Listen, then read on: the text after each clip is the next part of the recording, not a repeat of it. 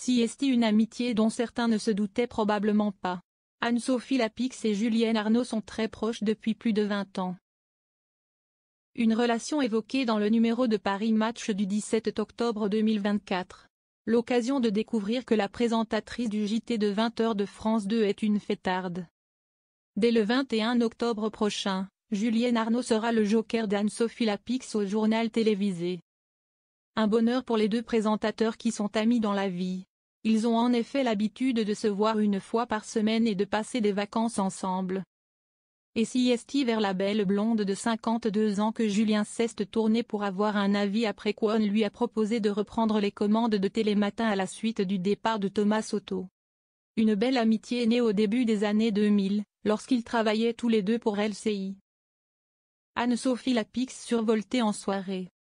L'homme de 50 ans est arrivé chez la petite sœur de TF1 en 1997 et 2 ans plus tard, c'est Anne-Sophie Lapix qui était recrutée.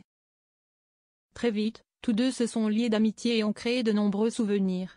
Il était le plus accueillant et le plus avenant avec les nouveaux, s'est souvenu Anne-Sophie Lapix au moment d'évoquer sa rencontre avec Julienne Arnaud.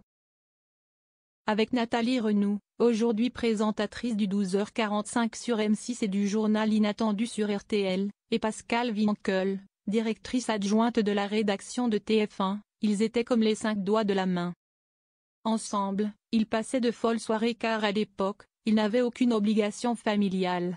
C'était un peu la fac pour nous. Il y avait de la musique. Anne-Sophie dansait sur les tables. Des gens fumaient dans la salle de montage, a avoué Julienne Arnaud. Mais Anne-Sophie Lapix était aussi une grande bosseuse. Elle travaillait 7 jours sur 7 pour cette chaîne au sein de laquelle elle est restée 6 ans.